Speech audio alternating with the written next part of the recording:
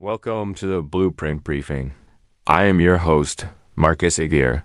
Here at the briefing, we don't just report the news. We dissect the architecture of modern discourse to understand the foundations of the world we inhabit. Today, we are conducting a deep dive analysis into a significant contemporary historical event, the recent debate between YouTube personality Pearl Davis, known online as Just Pearly Things, and veteran journalist Anna Kasparian. This wasn't just an internet spat. It was a collision between two vastly different worldviews, one built on digital echo chambers and the other on empirical scholarship. Today, we explore the linguistic roots, the cultural audacity, and the historical context that define this confrontation. Grab your notebooks. The briefing is now in session. To understand the arguments made on that stage, we must first analyze the historical and personal roots of the participants. The sources reveal a critical piece of the puzzle. Pearl Davis is characterized as a Nepo baby. In contemporary history, this term refers to individuals whose careers are significantly launched by family wealth rather than purely meritocratic struggle.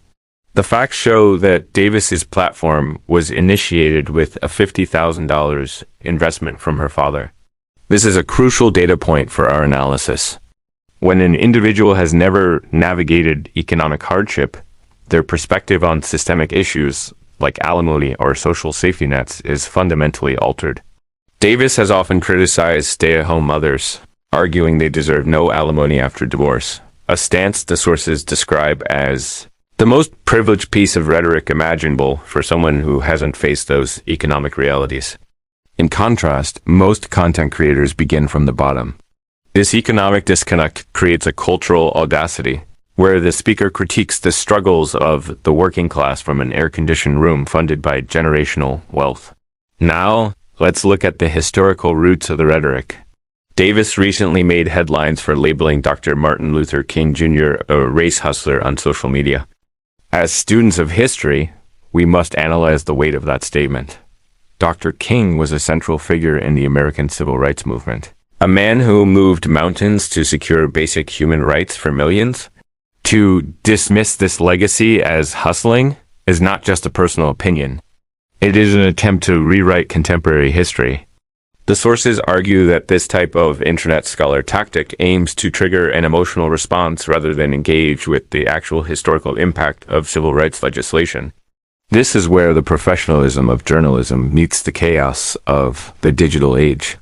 When you challenge the legacy of figures like MLK without a scholarly foundation, you're not engaging in debate. You are engaging in pseudo-intellectual clout chasing. A hallmark of professional discourse is the use of verifiable data. During the debate, Davis attempted to weaponize statistics to support her arguments. However, a factual analysis reveals a data delusion. Davis claimed that through interviewing 1,000 people, she concluded that black women have a propensity to date criminals.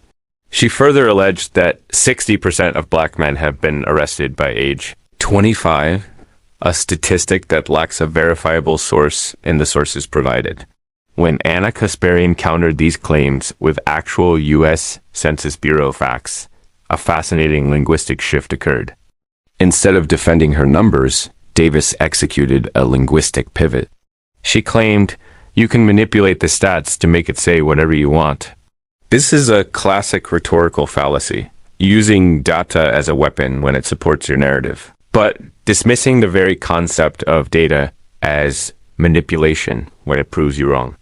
This lack of a factual foundation is often the result of research conducted via ChatGPT bots rather than academic study. One of the most intriguing aspects of this event was the psychological and rhetorical defense mechanism Davis employed when her arguments failed. The sources describe this as the animal kingdom strategy. When Kasparian began to dismantle Davis's logic with professional precision, Davis did not pivot to a stronger argument. Instead, she essentially played dead. She remained frozen with a blank expression, hoping the interrogation would cease. This is a critical moment for our analysis of modern politics and debate. In a professional setting, silence is often an admission of a lack of preparation. Kasparian, acting as the real scholar, went so far as to argue Davis's own points better than Davis could, demonstrating that the failure wasn't due to the team or the topic, but a fundamental lack of skill and intellectual depth on Davis's part. Why does this matter to our daily lives? Because these debates shape the cultural zeitgeist. When influencers use their platforms to spread misinformation about sensitive topics, such as claiming 90% of disputed custody goes to women without any evidence, it affects how people perceive the legal system and each other. Davis often cites men dying in the military or police force as a rebuttal to feminist arguments. Yet when Kasparian pointed out the high rates of maternal mortality, women dying during childbirth in this country, Davis had no response. This illustrates a disconnect from the lived realities of the people being critiqued. You cannot manufacture a thought leader out of ChatGPT talking points in your father's money. Professionalism, logic, and a respect for history are not commodities that can be purchased. They are earned through rigorous study and an adherence to the truth. Pearl Davis entered the arena as a textbook bully, relying on race baiting and internet boo tactics. But on an official debate stage, logic is the only currency that matters. She was exposed as an illiterate, mediocre presence who found herself outclassed by a master of the craft. The lesson for us today is clear. In the age of information, the most dangerous thing you can be is loud and wrong. Stay grounded in the facts. Respect the history that built our world, and always look for the blueprint behind the argument. I am Marcus Xavier, and this has been the Blueprint Briefing. Don't forget to like this video and subscribe to the channel for more factual, professional breakdowns of the events shaping our world. Leave a comment below. Do you think the era of the pseudo-intellectual insert is coming to an end? See you in the next briefing.